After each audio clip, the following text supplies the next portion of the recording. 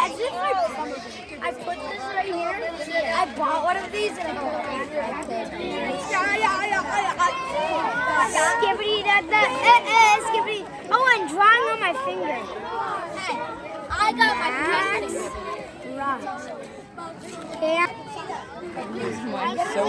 All right, light each other's candles. All right, light each other's candles.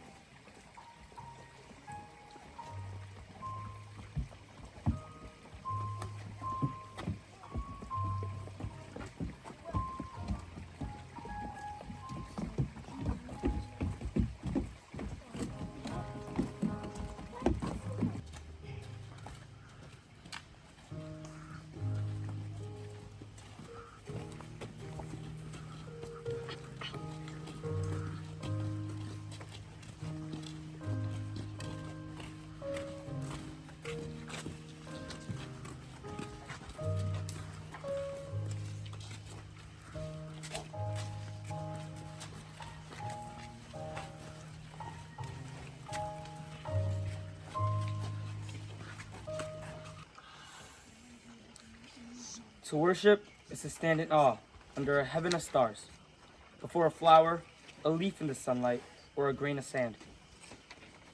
To worship is to be silent, receptive, before a tree astir with the wind or the passing shadow of a cloud.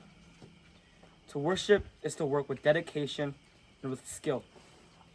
It is to pause from work and listen to a strain of music. To worship is to sing with the singing beauty of the earth. It is to listen through a storm to the still small voice within. Worship is a loneliness seeking communion. It is a thirsty land crying out for rain. Worship is kindred fire within our hearts. It moves through deeds of kindness and through acts of love. Worship is the mystery within us, reaching out to the mystery beyond. It is an inarticulate silence, yearning to speak. It is the window, the moment open to the sky of the eternal.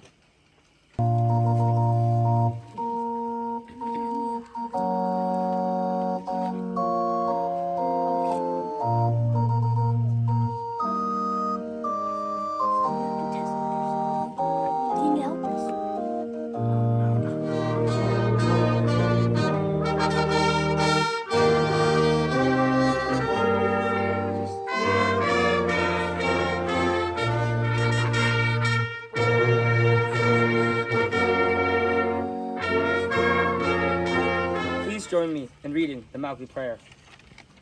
O great guardian of the jungle, help all those in Mowgli to follow with quick eye your well-trodden path. Let no spirit of Shere Khan by word or deed enter and to disturb the unity of Mowgli. Look with untiring eye upon all who lead the pack. Make them quick to see its needs and ready to carry out its demands. Make each member brave to follow, strong to lead, and patient to wait. We thank thee for thy care in the past. Enable us to look unto thee in our utmost need, and finally attain true Mowgli spirit. Be Brave by Bree Hodges. Be brave. Fight those who fight you with courage. Courage to stand up for what's right. Courage to stand up for the weak. Courage to know when a battle is lost. Let the passion rise up and erupt in a fiery blaze. Be brave. Don't fall to those who are weaker and whisper with forked tongues when your back is turned. Use your courage to stand your ground and not fight back. Use your courage to forgive those who have wronged you. Be brave and use your courage to know when to fight.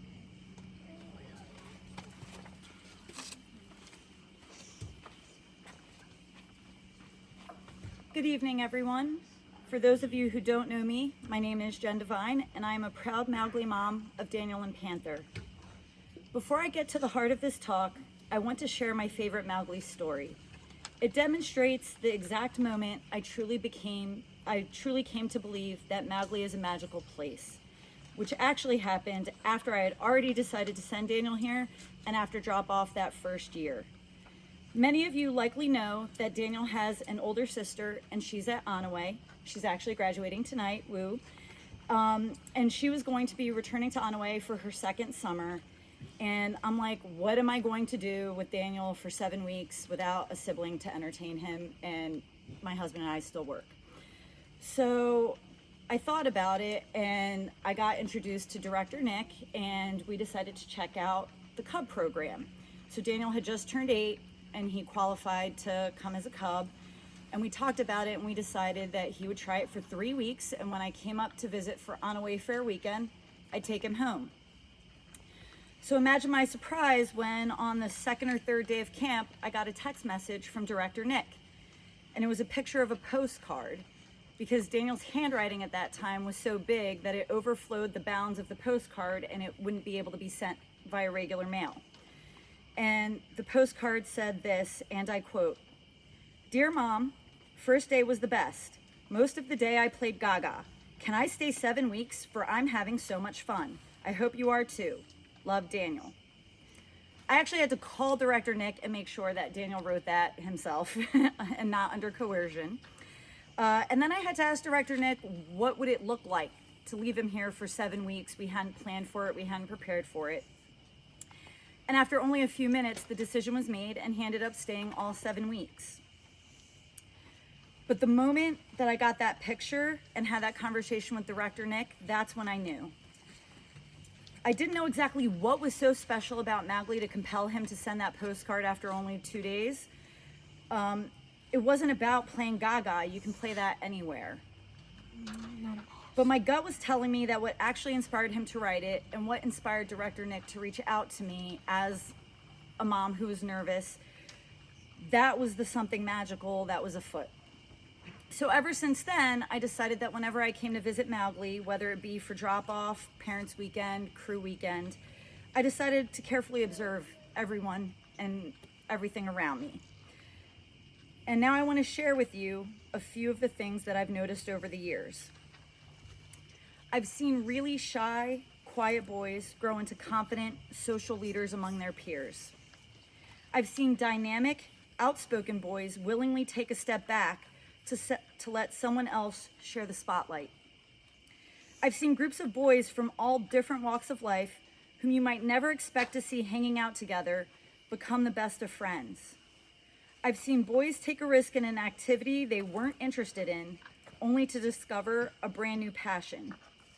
I've seen boys set goals, work towards them, and be congratulated by everyone around them, whether or not they actually made the goal, because their effort is what deserved that acknowledgement. I've seen boys, arms around each other, swinging and singing words extolling the virtues of thinking not of yourself, but of those around you. I've seen boys become young men of whom everyone and anyone would be proud. Ready?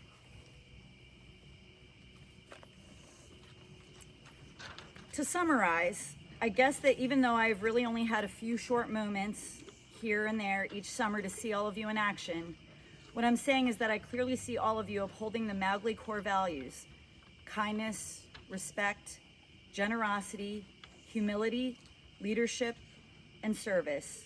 And that's magic. So why am I sharing with you what you already know, that Mowgli is a special magical place?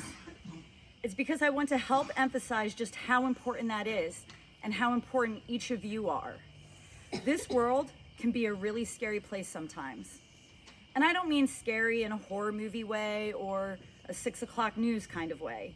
I mean just regular, everyday scary situations, like going to a new school for the first time, moving to a new city or state or country, walking down a deserted street at night, having a car break down on the side of the road, getting lost in a crowded place, or falling down and hurting yourself. These are things that happen every day.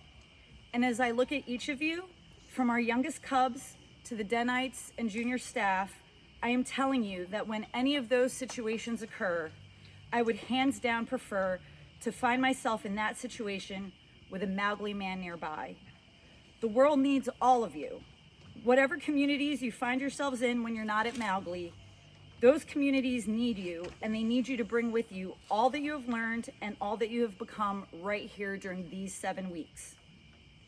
And don't let the magic of camp only happen at camp. It's awesome that these 7 weeks gave you a tech-free chance to connect with yourselves, each other, and the natural environment around you. But you're going back to a world where you have phones and email and many, many different ways to stay in touch. Stay in touch with each other all throughout the year.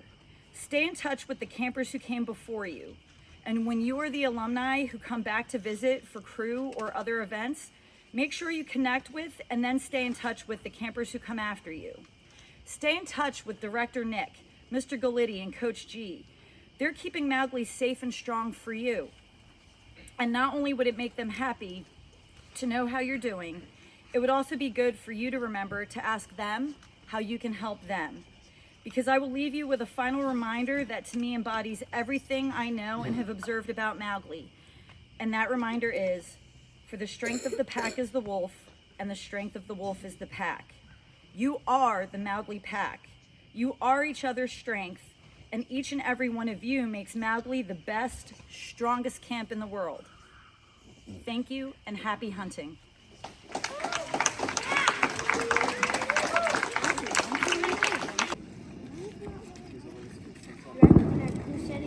I don't know. Can you put it in the water so I can push it? Whose boat is that?